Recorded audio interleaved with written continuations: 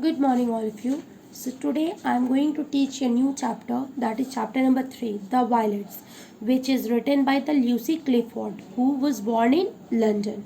Violet का मतलब क्या होता है? Flowers. So, let us read a story written by Lucy Clifford about how a little boy, a lady, and some violets, means flowers, conquered the rough winter. The sun came out and shone down on the leafless trees that cast hardly any shadows on the pathway through the woods.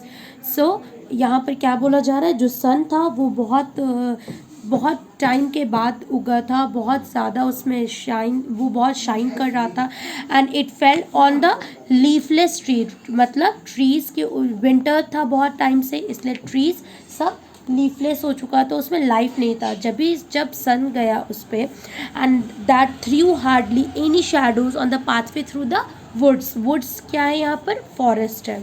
Surely spring is coming, the bird said. It must be time to wake the flowers. So what happened, जैसे ही बहुत time winter के बाद जैसे ही सन उगता है और उसकी जो रोशनी है वो ट्री के लीफलेस ट्री के लीफ पर जब पड़ता है तब क्या होता है? बर्ड्स क्या बोलते हैं कि surely spring is coming, spring आ रहा है एंड इट्स टाइम कि हमें फ्लावर्स को उठा देना चाहिए. The thrush and the lark and the linnet sang sweetly. So these all three are the name of the birds. A royal robin flew up from the snow and perched upon the branch. So ये जो robin है ये भी एक क्या है? Bird है. ये ऊपर से स्नो के ऊपर से उड़कर आता है और ब्रांच के एक ट्री पर बैठ जाता है, अपने आप को बैलेंस करता है. A little ragged boy at the end of the woods stopped and listened. एक छोटा सा ragged boy मतलब shabby boy woods के फॉरेस्ट के एंड पे स्टॉप हो गया and he was also listening the birds song. Surely spring is coming, he too said, and mother now will get well. So what happened? The ragged little boy, he also heard the song of the birds and he also pretended as if he also assumed, उसे भी समझ में आ गया कि spring आने वाला है. And then he said to himself that mother, अब जो उसकी मदर जो थी वो अब ठीक हो जाएगी. The flowers that all through the winter had been sleeping in the ground heard the birds and the boy. So winter में फ्लावर्स जो थी वो सो चुकी थी ग्राउंड के नीचे, वो भी बर्ड एंड उस बॉय की बातों को सुनती हैं. How they were drowsy, मतलब वो लोग नींद में थी and they were very tired and long to sleep on. वो लोग इतने महीनों से सोई हुई थी, so they were feeling drowsy, they were tired. A primrose leaf peeped through the ground but soon went in the shivering with cold. So what happened? जैसे primrose tree leaf का मतलब क्या होता है? शुरुआत में जो लीफ निकलती है येलो कलर की, that is called as primrose leaf. वो ग्राउंड के ऊपर बाहर आता है बट सून वेंट इन, फिर वो वापस भी चला जाता है because it was too cold, it was shifting from cold. Then some brave violets opened their blue eyes and poked their heads out meticulously beneath the tangle of the wood. The twittering of the birds was enchanting, but they must soon find a cozy home or else they would die of cold. So what happened?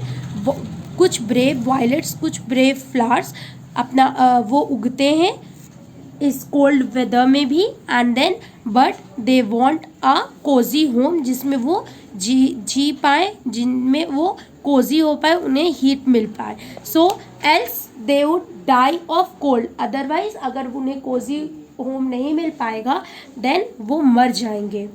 The little ragged boy came by.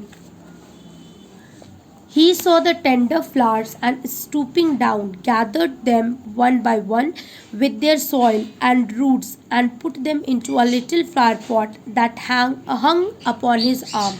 So what happened? ये जो little ragged boy था, छोटा सा बच्चा जो था, वो आता है, वो ये सब फ्लावर्स को देखता है, जेंटल डेलिकेट फ्लावर्स को देखता है, वो बेंड करता है और उसे सॉइल के साथ निकाल कर अपने फ्लावर पॉट में रख लेता है. Like the violets he too was brave for he gave the flowers a new ground without taking them away from the roots. So he was, जैसे flowers बाहर आई इस कोल्ड वेदर में, वैसे ही ये लिटिल रैग्ड बॉय भी बहुत brave था, just because वो बहुत इस कोल्ड वेदर में आया एंड उसने फ्लावर्स को सॉइल से अलग नहीं किया, उसने सॉइल लेकर उसे अपने फ्लावर पॉट में रखा. सो डियर फ्लावर्स, फिर वो पूछता है, dear flowers he said with the sigh का मतलब अ लॉन्ग डीप ब्रेथ. सो वो बोलता है, dear flowers he said with a sigh, you will buy poor mother some breakfast and medicine. मतलब डियर फ्लावर्स को बोलता है कि तुम मेरे लिए बहुत हेल्पफुल हो डियर फ्लावर्स, बिकॉज आप लोग, ये जो फ्लावर्स है ये किस लिए काम आएगी, कैसे हेल्पफुल है, उसकी मदर जो बीमार थी उनके ब्रेकफास्ट और मेडिसिन ख़रीदने में काम आएगी. कैसे, जब ये ब्रेव फ्लावर्स को सॉइल से निकाल कर अपने फ्लावर पॉट में रख रहा था, तो ये क्या सोच रहा था दैट कि ये जो फ्लावर्स है इसे वो बेचकर जो पैसे आएंगे उससे वो अपनी मदर का मेडिसिन एंड ब्रेकफास्ट लेगा. And trying them up into the little bunches he carried them to the town. फिर वो टाउन की तरफ ले जाता है. All morning stood by the road side offering his flowers to the passers by, but no one took in any notice of him and his face grew troubled and sad. पूरे morning वो खड़ा रहा but कोई उसके flowers की तरफ देखता तक नहीं, and he was at last he grew very troubled, वो बहुत ही ट्रबल्ड में था, and he was very sad. They would have withered का मतलब क्या होता है, wasted. Withered away in this cold without their soil and roots, he murmured to himself, and if they die poor mother will have no breakfast and medicine. So what happened, ये जो छोटा बच्चा है वो बोलता है कि अगर इसे कोई नहीं खरीदता है तो ये वेस्ट हो जाएगा इस कोल्ड में, एंड ये इसके without their soil and roots, इसके सॉइल और रूट्स के बिना ये वेस्ट हो जाएगा, वो अपने आप से बोलता है. एंड अगर ये मर जाएगा तो इसकी पुअर मदर के लिए ब्रेकफास्ट और मेडिसिन नहीं आ पाएगा. O poor mother, O poor flowers, he said longingly, and the violets heard him and sighed. ये O poor mother, O poor flowers बोलता है और वायलेट उसका सुनता है. ओह, they must be the brave violets, the first ones to fight the winter. They look so fresh. A lady admired the flowers as she passed by. So what happened? वहाँ पर से एक लेडी जा रही थी और वो उस फ्लावर्स को देखती है एंड वो बोलती है कि ये जो फ्लावर्स है ये बहुत ब्रेव होंगे, बिकॉज विंटर का सबसे पहला फूल यही लोग हैं जो फ्लावर्स बाहर आए हैं ग्राउंड से, एंड ये बहुत फ्रेश भी लग रहे हैं. Then she bought them and carried them a beautiful house in which she lived. So वो ये ख़रीद लेती है और ये अपने ब्यूटीफुल जहाँ वो रहती है वहाँ इस फ्लावर्स को भी लेकर जाती है. And gave them some water, touching them so softly that the poor violets forgot all about the cold and the woods. They looked grateful up into her face. So what happen, वो उसे बहुत संभाल कर carefully अपने घर ले जाती है, उसे वाटर देती है एंड बहुत सॉफ्टली उसे टच करती है. इससे ये पुअर वायलेट्स को ऐसा लगता है मानो वो सब कोल्ड भूल चुके थे.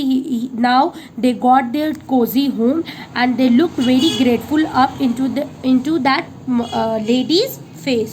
Mother, said the boy, see, I have brought some bread and medicine. The brave violet said it to me. ये बॉय बोलता है अपनी माँ को कि मैंने आपके लिए ब्रेकफास्ट के लिए ब्रेड एंड आपका मेडिसिन ले आया है. जस्ट बिकॉज कैसे हो पाई, ये वायलेट्स की वजह से, ये ब्रेव वायलेट्स की वजह से, ब्रेव फ्लावर्स की वजह से हो पाया है.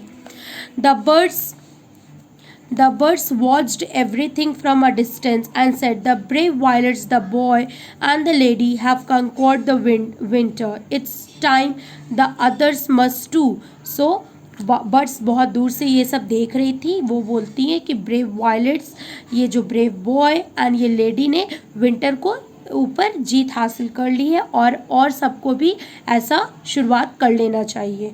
And they went on singing till the ground was covered with flowers, और वो गाते हुए चली जाती हैं कब तक, जब तक पूरा ग्राउंड फ्लावर से भर नहीं जाता।